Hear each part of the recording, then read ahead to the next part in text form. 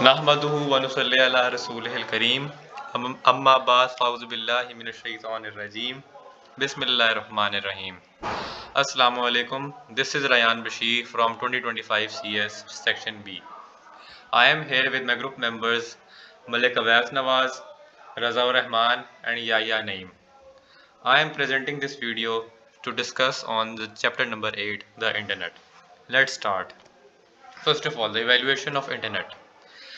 The Internet has evolved from a small experimental research network into a global system that connects billions of people, devices and services.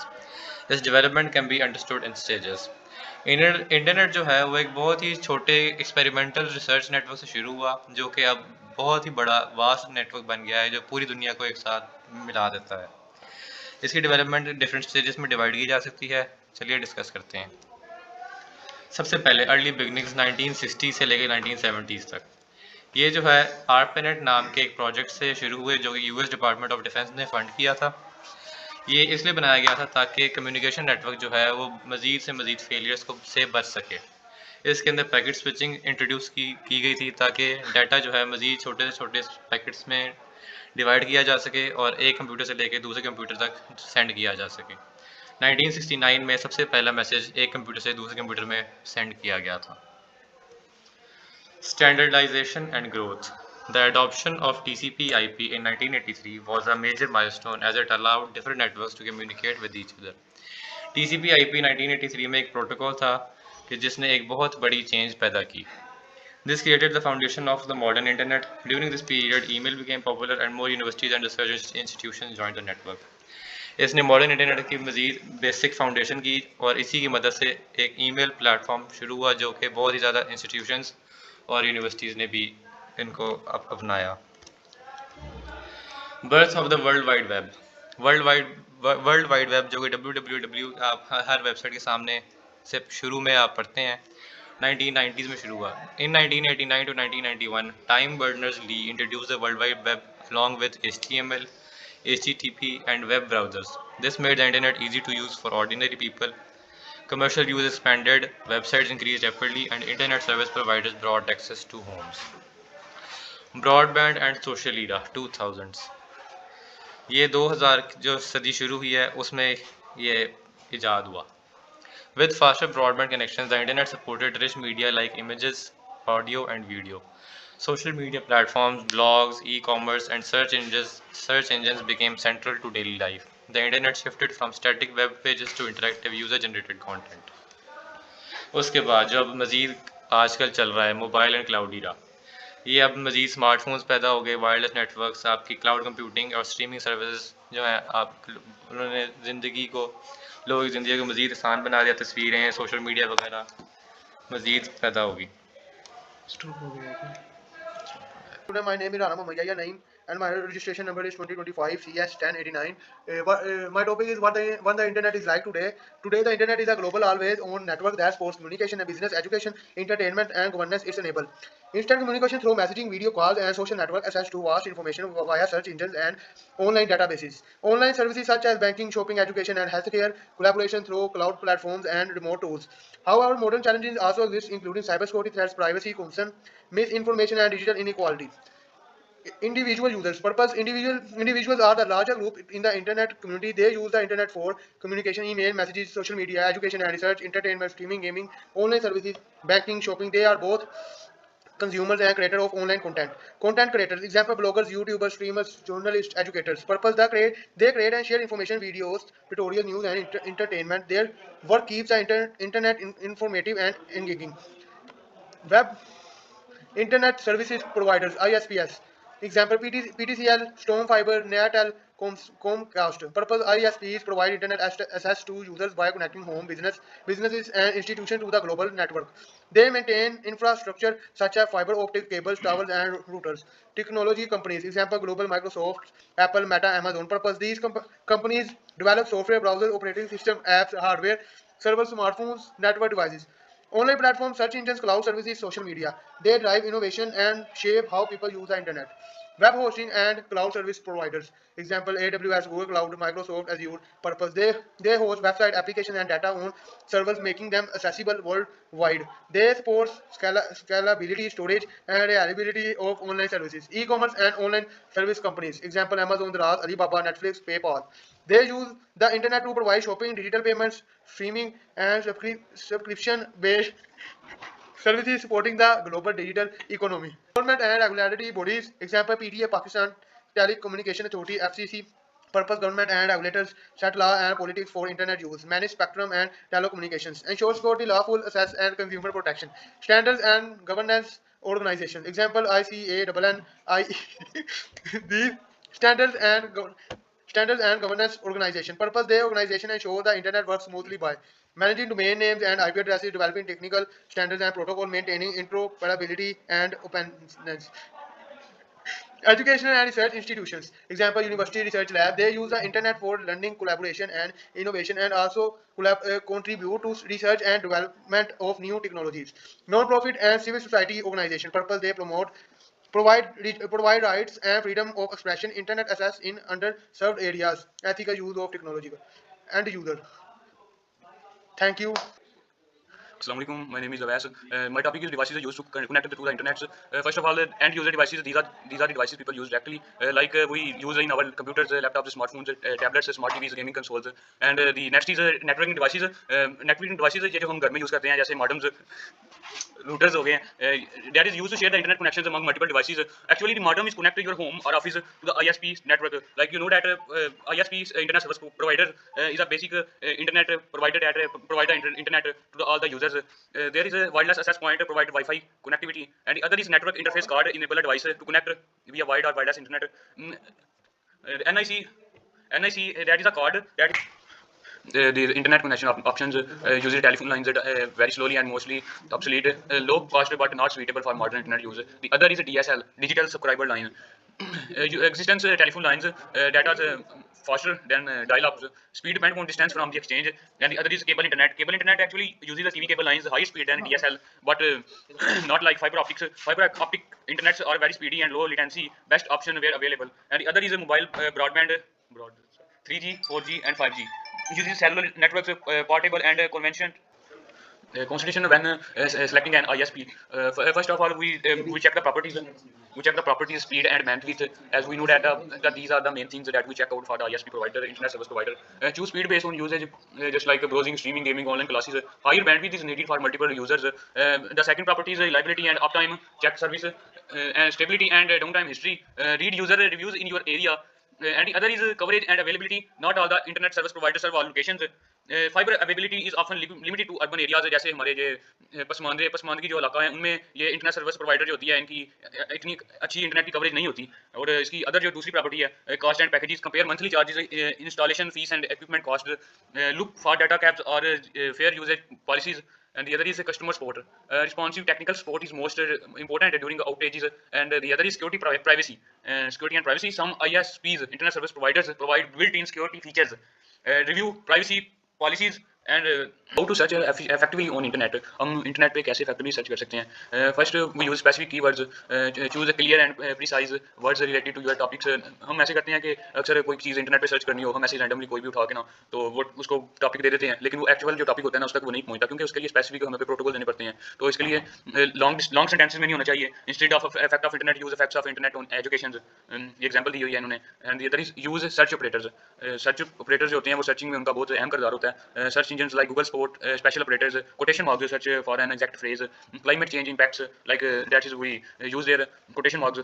And includes all terms often automatics, and or is either term education or learning. Minus ये minus का ये sign है, ये exclude words.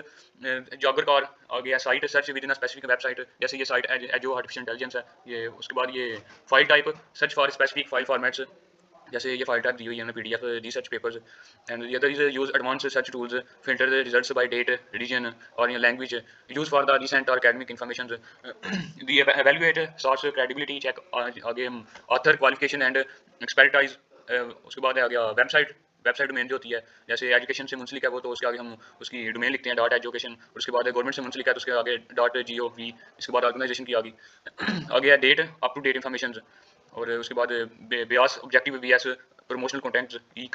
The third is tools to help with searching and citing, Google Scholars for academic papers, and the second is library databases, peer-reviewed sources, and the third is citation generators, Zatrio, Mendeley. I am Raza Baloch. So start करते हैं अपना topic जो कि मुझे assign किया गया था, other types of online communications, social networking, social media. इसमें इंक्लूड है इंटरनेट बेस्ड कम्युनिकेशन मेथड्स, जो कि ईमेल के अलावा आप क्या यूज़ कर सकते हो। इंस्टेंट मैसेजिंग, व्हाट्सएप या फिर मैसेंजर या फिर किसी भी तरीके से आप मैसेजेस करते हो सोशल मीडिया के थ्रू विदाउट ईमेल, उसको हम दूसरे कहते हैं। जैसे कि वॉइस कॉल्स और वीडियो कॉन्फ्रेंसिंग, जूम में जो मीटिंग्स होते हैं, गूगल मीट पे जो आप क्लासेस लेते हो या फिर वहाँ पे जो मीटिंग्स होते हैं, उन्हीं को हम इसी लिहाज से कम्युनिकेशन सोशल नेटवर्किंग कहेंगे। अगर हम डिस्कस करें इसका फार्मूला ऑनलाइन कम्युनिटीज से कि इसका पर्पस क्या है, इसका पर्पस ये है कि जो real time relate between individual and group across the world, पूरी दुनिया को ये क्या करता है, एक ही टाइम में किस तरह कनेक्ट करता है एक दूसरे के साथ, ये इसका मकसद है। और जो सोशल मीडिया प्लेटफॉर्म्स है वो अलाउ करते हैं यूज़र को वो अपना प्रोफाइल क्रिएट करे, अपने कंटेंट शेयर करे और दूसरे के साथ इंटरेक्ट करे, बातचीत करे। जैसे कि हमारे पास एक सॉफ्टवेयर्स हैं, फेसबुक है, इंस्टाग्राम है, ट्विटर है जिसका नाम अभी एलन मस्क ने एक्स रखा हुआ है, लिंक्डइन है। लिंक्डइन क्या है, लिंक्डइन एक बहुत बड़ी अपॉर्चुनिटी हमारे लिए। आप जो काम करते हो, अपना कंटेंट आप शेयर करते हो, तो आपका कंटेंट कोई भी देख के वहाँ से आपको कोई जॉब वगैरह कोई काम ऑफर कर देता है। इसका जो पर्पस है, कनेक्ट करता है लोगों को, उनके आइडियाज़ को प्रमोट करता है, बिजनेस को, जो कि ऑनलाइन कम्युनिकेटर्स को बिल्ड करता है। E commerce, online entertainment. अभी ई कॉमर्स क्या है, बाइंग और sending goods and service over the internet. जैसे कि हमारे पास अमेज़ॉन, द्राज, अलीबाबा और बाकी दूसरे ऑनलाइन बैंकिंग है। इसका पर्पस क्या है, ये इनेबल करता है कन्वीनियंट ऑनलाइन शॉपिंग को, डिजिटल पेमेंट्स को और बिजनेस ट्रांजैक्शन को, जो कि फिजिकल प्रेजेंस के अलावा भी हो सकते हैं। कोई भी चीज़ आपको घर बैठे मिल सकता है इन्हीं के ज़रिए। सो ऑनलाइन एंटरटेनमेंट इंक्लूड है डिजिटल एक्टिविटीज़ जो कि फ़न, रिलैक्सेशन और लेजर प्रोवाइड करते हैं। जैसे कि वीडियो स्ट्रीमिंग, जो कि अभी हम कर रहे हैं यूट्यूब पे। अभी हम रिलैक्सेशन लेजर नहीं कर रहे हैं, हम अपना प्रेजेंटेशन दे रहे हैं। या फिर नेटफ्लिक्स से कोई मूवी वगैरह आप देखते हो तो आपको फ़न और रिलैक्सेशन मिल सकता है। ऑनलाइन गेमिंग है, म्यूज़िक स्ट्रीमिंग है, जिस तरह स्पॉटिफाई है। इनका पर्पस क्या है, जो कि इंटरटेनमेंट प्रोवाइड करता है किसी भी वक्त, कहीं भी, इंटरकनेक्टेड डिवाइसेस के through. Online news, reference and information, जो इंटरनेट रिसोर्सेज प्रोवाइड करते हैं फैक्चुअल डेटा जिनमें कोई भी झूठ नहीं होता। जैसे कि वेबसाइट्स हैं, BBC है, डॉन है, जो कि ऑनलाइन इंसाइक्लोपीडिया है। जैसे विकीपीडिया पे हम कुछ भी सर्च करते हैं मिल जाता है। डिजिटल लाइब्रेरीज और डेटाबेस है। अभी इनका मकसद क्या है, ये यूज़र्स को इन्फॉर्मेटिव रखते हैं, जो कि प्रोवाइड करते हैं क्विक एक्सेस, रिलायबल इंफॉर्मेशन। उसी वक्त के वही चीज़ें आपको रिलायबल, जो कि सच आपको प्रोवाइड करते हैं। और ऑनलाइन एजुकेशन भी हमारे पास है। ऑनलाइन एजुकेशन क्या करता है, इंटरनेट डिलीवर करता है लर्निंग एंड ट्रेनिंग के लिए। जैसे वर्चुअल क्लासेस होते हैं, किसी भी वक्त कहीं भी जैसा भी हालात हो, जिस तरह का भी मौसम हो, अगर आप मतलब उस लिहाज से अगर फिज़िकल क्लासेस अटेंड नहीं कर सकते तो आप गूगल क्लासरूम्स या फिर मूडल या फिर जूम क्लासेस का चला सकते हैं आप।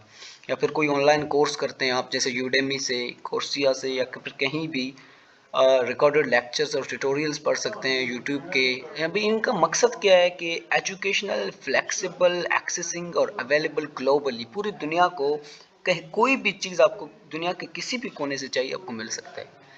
और ऑनलाइन राइटिंग भी हमारे पास है। ऑनलाइन राइटिंग का कहते हैं इन्वॉल्व करते हैं creating and publishing written content to the internet, जैसे कि blogs, articles, academic writing and research papers, social media posts और ऑनलाइन डॉक्यूमेंटेशन है। अब इसका मकसद क्या है? जो कि शेयर करता है आइडियाज़, नॉलेज, किसी के भी ओपिनियंस और information with a global audience.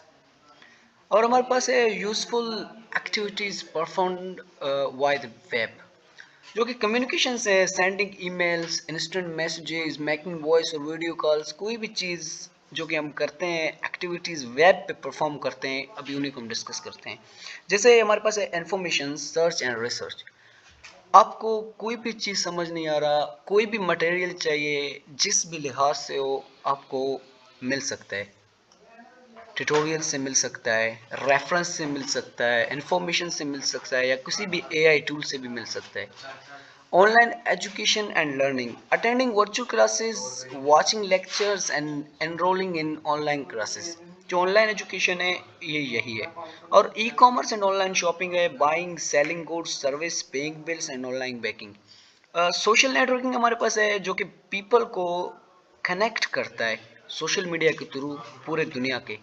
अभी ऑनलाइन एंटरटेनमेंट है, स्ट्रीमिंग, मूवीज़ है, म्यूज़िक है, वीडियोज़ है, प्लेइंग ऑनलाइन गेम्स है, ऑनलाइन वर्क एंड कोलैबोरेशन है, जो कि एक दूसरे के साथ कनेक्ट नहीं है फिजिकली, लेकिन रिमोटली उनको वर्क करवाता है, फाइल शेयरिंग करवाता है, क्लाउड स्टोरेज के थ्रू उनको कोलैबोरेट करवाता है।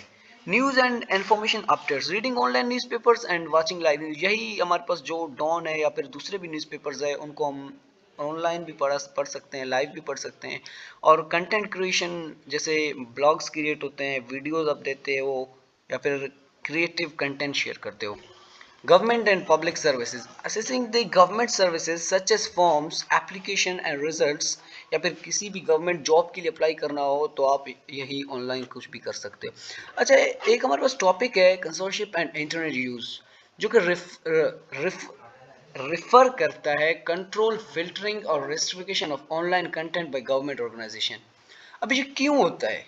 क्यों का मकसद ये है कि इलीगल हार्मफुल कंटेंट को यह करता है, ब्लॉक करता है। जैसे टेररिस्ट हैं, चाइल्ड एक्सप्लॉयटेशन है, इनको क्या करता है, ब्लॉक करता है। और नेशनल सिक्योरिटी को देखा जाता है इसमें। अभी हमारे पास FIA है, वो क्या कहते हैं, इसको देखता रहता है हर वक्त कि कोई कंसर्नशिप हो रहा है या नहीं। और जो इन्फोर्स करता है कल्चरल, रिलीजियल, पॉलिटिकल, बहुत बड़े मसले होते हैं किसी भी नेशनलिटी के, तो वहीं से नेशनल सिक्योरिटी को इससे बताया जा सकता है। कंट्रोल मिस इन्फॉर्मेशन, जो कुछ लोग होते हैं जो सोशल मीडिया के थ्रू मिस इन्फॉर्मेशन देते हैं, लोगों को गुमराह करते हैं, हेट स्पीचेस करते हैं, ये इनको कंट्रोल करता है। और हमारे पास है फॉर्म्स ऑफ इंटरनेट कंसोर्शिप। अभी इंटरनेट के कितने फॉर्म्स हैं, जैसे ब्लॉकिंग वेबसाइट्स और सोशल मीडिया। अभी कोई सोशल मीडिया इस तरह का प्लेटफॉर्म है, उस पर कोई बंदा इस तरह की चीज़ें प्रोवाइड करता है जो पे किसी भी स्टेट या किसी भी चीज़ के या फिर रिलीजन के या फिर पॉलिटिकल के या फिर किसी भी कल्चर के खिलाफ है, तो उनको आप ब्लॉक कर सकते हो। फिल्टरिंग कीवर्ड और रिसर्च रिजल्ट्स, आप कोई भी कीवर्ड को फिल्टर करते हो, उन पर रिसर्च करते हो कि ये कंटेंट सही है, फिर आप उसको रिसर्च करते हो, फिर वो सही हो जाता है। फिर मॉनिटरिंग ऑनलाइन एक्टिविटीज़, अभी FIA वो पूरी की पूरी हमारे मुल्क को मॉनिटर कर रहा है कि कौन क्या कर रहा है, कौन क्या कर रहा है, इसी ऑनलाइन एक्टिविटीज़ को सबके रिमोटली मॉनिटर कर रहा है। और रिमूविंग और रिस्ट्रिक्टिंग पोस्ट एंड कंटेंट्स, अभी कोई भी पोस्ट अगर बहुत ख़राब है, जिसको होना नहीं चाहिए, अभी फेसबुक है, अब कोई भी इलीगल चीज़ उस पर लगाओगे वो काट देगा। टिकटॉक भी इसी तरह का ऐप है, कोई भी इलीगल चीज़ लगाओगे वो काट देगा। अभी यूट्यूब का क्या है, वो क्या करता है कि कॉपी पेस्ट नहीं होना चाहिए। वो क्या करता है, कॉपीराइट रूल लगाता है उसके ऊपर। अगर आप कोई वीडियो वगैरह अपलोड कर देते हो, वो चेक करता है कि कॉपीराइट हुआ है नहीं हुआ है, ये उसके टर्म्स और कंडीशंस में आता है। तो इसी तरह वो रिमूव करता है या रिस्ट्रिक्ट करता है वो पोस्ट को। अब इसके इफेक्ट्स क्या हो सकते हैं कंसोर्शिप के? Can protect user from harmful material, अभी यूजर्स को ये बचाता है किसी भी वे में। और आज़ादी को, यानी कि बहुत ही मतलब आज़ाद माहौल बना सकता है। मतलब आपको हर चीज़ फेक नहीं मिलेगा, सही मिलेगा। बाकी privacy and internet use, privacy क्या है कि किसी भी इंडिविजुअल को कंट्रोल अपने पर्सनल इंफॉर्मेशन के ऊपर कंट्रोल करता है, जो कि उसको वो ऑनलाइन एक्टिविटीज़ करता है। प्राइवेसी कंसर्न जो कि उसमें शामिल है collection of personal data by website and apps, tracking through cookie and location service. अभी कुकीज़ क्या होते हैं, आजकल वेबसाइट ने कुकीज़ बनाए हुए हैं। कुकीज़ ये होते हैं कि आप जब भी वहाँ पे वेबसाइट पे जाते हो तो वहाँ पे देता है, आपको ऑप्शन देता है कि आप कुकीज़ यूज़ करेंगे या नहीं करेंगे। कुकीज़ का मकसद ये होता है कि आप नेक्स्ट टाइम जब भी इसी वेबसाइट पर आएंगे तो कुकी क्या करेगा, अगर आप अपना कुकी डालेंगे तो आपको वही कंटेंट प्रोवाइड करेगा जो आप पहले देख रहे थे। अभी जो डेटा शेयरिंग होता है थर्ड पार्टीज के थ्रू, अभी आपका फायर वाला जो विंडोज़ का ये होने नहीं देता, लेकिन जब कोई आप परमिशन देते हो तो आपका डाटा थर्ड पार्टी को शेयर होता है, या फिर surveillance government organisations third party के थ्रू आपका डाटा भी एक्सेस कर सकते हैं। सो इसकी इम्पोर्टेंस क्या है प्राइवेसी की? प्राइवेसी की इम्पोर्टेंस ये है कि आपकी पर्सनल सिक्योरिटी जो आइडेंटिटी है उनको प्रोटेक्ट करता है, और आपकी पर्सनल डाटा को किसी को मिस यूज़ करने नहीं देता, और फ्रीडम ऑफ एक्सप्रेशन ऑनलाइन आपको सपोर्ट करता है। अभी हम अगर रिलेशन देखें कंसोरशिप और प्राइवेसी में, वो काफ़ी इंटरकनेक्टेड है। जो कि कंटेंट मॉनिटरिंग करता है, censorship often requires surveillance which can reduce user privacy. Data collected to inform consortium can expose personal information. Strong privacy protection, encryption, anonymity can make consortium harder to implement. Balanced consortium and privacy is challenging. जो कि बहुत ही ज़्यादा कंसोरशिप खतरनाक होता है किसी भी बंदे की पर्सनल चीज़ों के लिए।